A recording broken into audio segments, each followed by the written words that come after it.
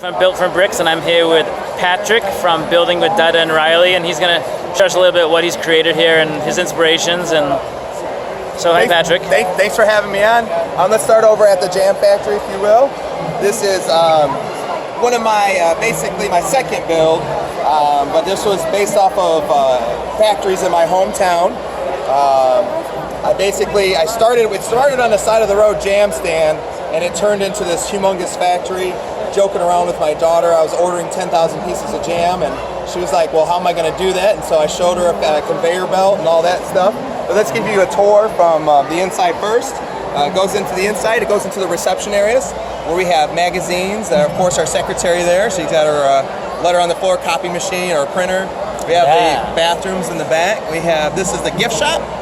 This is where you can get all the jam in there? Right. This is where she won some awards. This is the biggest jar of jam. Very cool. And then tourists can see the production floor where the jam is produced, which is back here. Conveyor belts. It actually comes up here. Well, it starts in the wall in the research development, and then we have a refrigerated room with a refrigerated panel back there where we keep the fruit. That's forklifted up to here where it goes into the washers.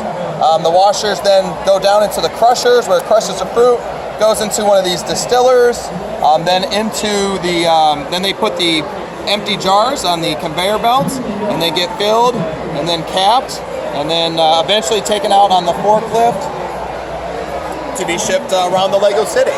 So that's the Jam Factory. There's a lot of thought in that, and a lot of intricate parts. And do you know a lot about jam making? No, I don't. I know a little bit about, I did work for an office, like a sales office, so I used a little bit of that, a little bit of being in different office buildings for inspiration on that, and then a lot of playing with my daughter, where I would ask her this, or, you know, we actually, the one room, the boardroom was made just so we can do training for new employees, because at first it wasn't staff, so you got to get new employees. Ah, okay. So then we made that. Do you want to go over and see my first build? And this is, yeah, you told us a little bit about this. This is a Subway? The Lego Subway, yeah. This is the first build I've ever done. Basically, I started this one because it was small. I wanted to start with something small, and I was able to basically get this done in about a month. My favorite part about this is all the stickers that I used. These aren't custom tiles, these are all stickers. Oh, really? But they worked out really good, and they look almost like custom tiles. So I was really happy about the stickers that I produced for that. But then, this is my most recent mock. This is based on a real house in Tempe, Arizona, hence the palm trees.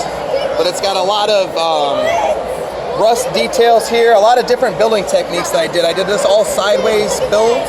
I had put these pneumatic hoses on here to represent the bars on the real house. So this is replicating rust? Yes, sir. Yeah, these are all metal panels that have rusted over time. It's actually not for sale, but we wanted that, and I like the technique you did with this wooden fence. With the fence. It's a slotted fence. I didn't know how else to make a slotted fence. No, that's a pretty clever technique there. But it worked out. Yeah, I played around and got that one done. We got the pool in the back. The interior will be done and put up on my channel when I eventually complete it. Very cool.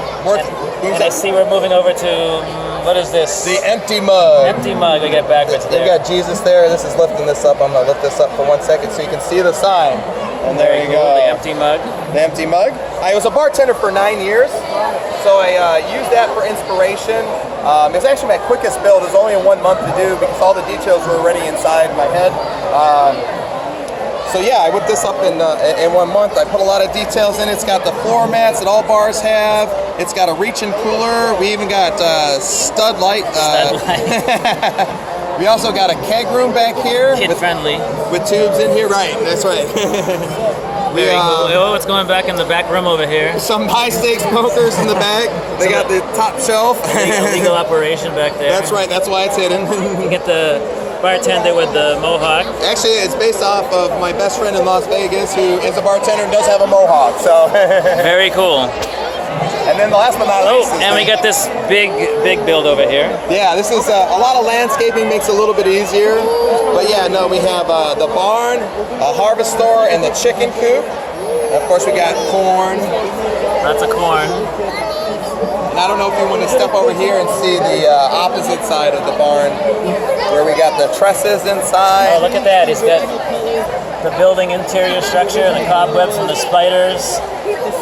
And What else is in a barn besides hay Hay. There we go. and trusses? Get some hay in there. There we go. As I fall over. And then these are your plantings and just Yeah, he's picking us some carrots. Carrots. We got Grandma feeding them to the horse. and then of course the pigs in the mud pile. Very cool. Yep. So that was some builds by Building with Dada and Riley. Yep. Well, thank you for Thanks taking for the having time. me on. What have you built today?